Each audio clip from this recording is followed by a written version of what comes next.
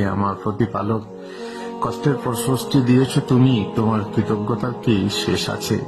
ছেঁড়া কাঁথায় ঘুম দিয়ে লাল টাকার স্বপ্ন দেখতাম, সে স্বপ্ন বাস্তব করে দিয়েছ তুমি। তোমার প্রতি কি ভক্তি না জাগে? কুঁড়ে ঘর থেকে তুলে এনে বালাখানার বাসিন্দা করেছ আমাকে। তোমার কথা কি ভুলতে পারি? দারিদ্র্যের সাথে লড়াই করতে করতে বেঁচেছি, আজ রাজা বানিয়ে দিয়েছ আমাকে। তোমার প্রতি কৃতজ্ঞতায় কি চোখে পানি না আসে? দয়া বলে কে গো তুমি, মুখে নাই কথা, অশ্রু ভরা আখি বলে আমি কৃতজ্ঞতা। লাঞ্ছনার লাথি জুতা খেতে খেতে ঘুরেছি, আজ সম্মানের উচ্চ আসনে স্থান দিয়েছ আমাকে। তোমার প্রতি কি অনুরাগ না আসে? অনেক কিছু দিয়েছ আমাকে, আমার অনেক কিছু, আবার অনেক কিছু থেকেই বঞ্চিত রেখেছ। সবাইকে তুমি সব জিনিস দাও না, সবাই তো আর সব জিনিস পায় না, সব চাওয়া পায় না। সেই বঞ্চনার বুকে কি কান্না বাষ্প চেপে রাখা যায়? মানুষ দুঃখের কথা অপরকে বলতে পারলে দুঃখের ভার লঘু হয়, অপরকে বলার মতো না হলে কাঁদলে মনের বোঝা হালকা হয়। তাই নির্জনে তোমার কাছে সব কথা বলে দু চোখে অশ্রু ঝরাই। প্রভু গো, তুমি আঘাত দিয়ে আমার কান্না দেখতে চাও, তাই আমি কাঁদি। তোমার বিরুদ্ধে তো কোনো অভিযোগ নেই আমার, তাই আমি কাঁদি।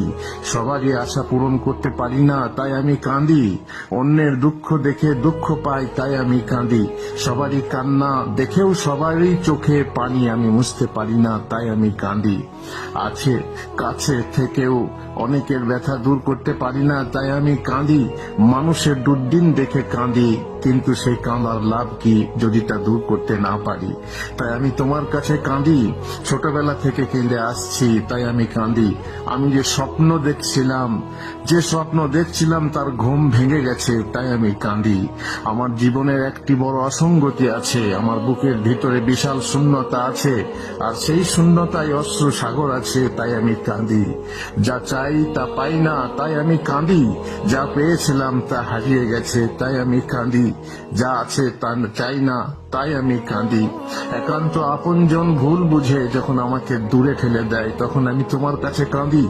লোকের দেওয়া আঘাতের বিনিময়ে আঘাত দিতে পারি না বলে আমি তোমার কাছে কাঁদি। গালির বদলে গালি দিয়ে প্রতিশোধ নিতে পারি না বলে আমি তোমার কাছে কাঁদি। তোমার সবল সৃষ্টি যখন আমার মতো দুর্বলদের সুখ সামগ্রী কেড়ে নেয়, তখন আমি তোমার কাছে কাঁদি।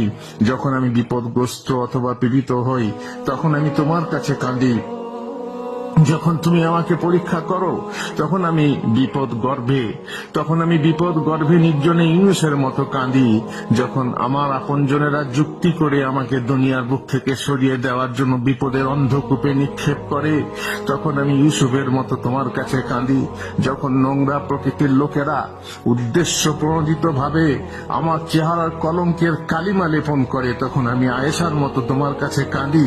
যখন মানুষের হিংসা ও পরশ্রী কাতরতা বশত আমার যশ দেখে রোষ করে, তখন আমি তোমার কাছে কাঁদি। লোককে তোমার অবাধ্যতা করতে দেখি, তখন আমি কাঁদি। পাপ থেকে বাঁচতে পারি না, তাই আমি কাঁদি। তোমার আযাবকে ভয় করি, তাই আমি কাঁদি। আমার আমল কবুল হবে কিনা তার আশঙ্কা হয়, তাই আমি কাঁদি। তোমার জান্নাতের লোভের জন্য কাঁদি। যার আমার চির সঙ্গিনীদের বিরহে আমি কাঁদি, তাদের সাথে মিলনের তীব্র আকাঙ্ক্ষায় আমি কাঁদি। বেহেশতি হুরির মজনু আমি, মন রেখেছি বাঁধি, মিলন আশায় প্রেমের নেশায় এখন হতেই কাঁদি। লোকালয়ে কাঁদলে লোকে সত্যি পাগল বলবে, তাই নির্জনে কাঁদি। মজলিসে কান্না করলে হয়তো রিয়া বা লোক দেখানি হয়ে যাবে, তাই নিরালায় বসে অশ্রু মুছি। আমার মনের গোপন কথা শোনার মতো তুমি ছাড়া কেউ নেই, তাই আমি তোমার কাছে কাঁদি। আমার মনের আকুল আবেদন শোনার মতো কেউ নেই, তাই আমি তোমারই দরবারে কাঁদি। আমি মনে করি আমার এই কান্না তোমার পছন্দ, যেহেতু নবী সাল্লাল্লাহু আলাইহি ওয়াসাল্লাম বলেছেন, আল্লাহর নিকট দুটি বিন্দু এবং দুটি চিহ্ন অপেক্ষা কোন বস্তু অধিক প্রিয় নয়। এক হচ্ছে ওই অশ্রুবিন্দু যা আল্লাহর ভয়ে বের হয়, আর দুই হচ্ছে ওই রক্তবিন্দু যা আল্লাহর পথে বহিয়ে দেওয়া হয়। আর দুটি চিহ্ন হলো, এক ওই চিহ্ন যা আল্লাহর পথে জেহাদে হয়, আর দুই আল্লাহর কোন ফরজ কাজ আদায় করে যে চিহ্ন দাগ পড়ে, সেই দুটি।